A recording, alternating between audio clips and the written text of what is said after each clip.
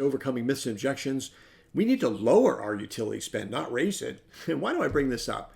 Well, a lot of people are so fixated with lowering their utility spend that they do so to the detriment of the occupants in the building.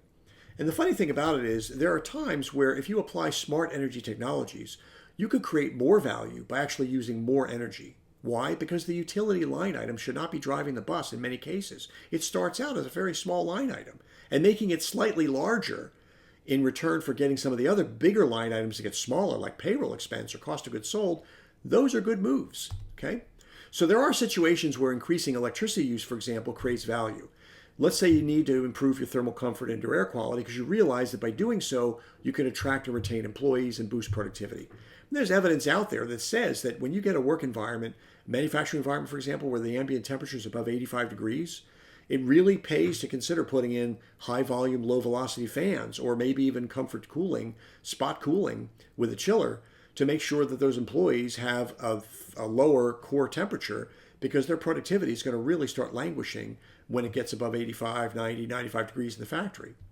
Here's another example, providing better visibility or control in the manufacturing process. So you might be increasing product quality while reducing scrap rates, meaning higher ratings out in the marketplace, meaning higher purchases, meaning fewer returns, meaning fewer scrap wasted cost of goods sold, and lower disposal costs for that scrap. How about reducing the emissions profile of a facility? It helps you with carbon taxes if they're existing in your territory. It also helps you with your sustainability profile.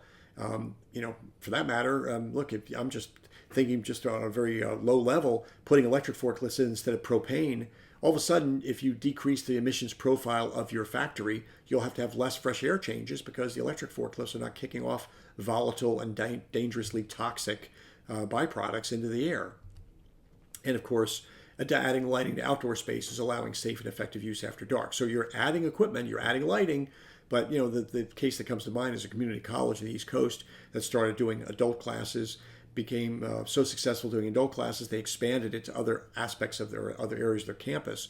And the campus was really meant to be a daytime only community college, but they found that if they could add exterior lighting, they could make some of those buildings safe and accessible after dark, and then they could increase their adult learning program. So there are lots of other examples, and we talk about them throughout the Selling in Six curriculum. But the point is that don't always think that decreasing the utility bill is the way to go.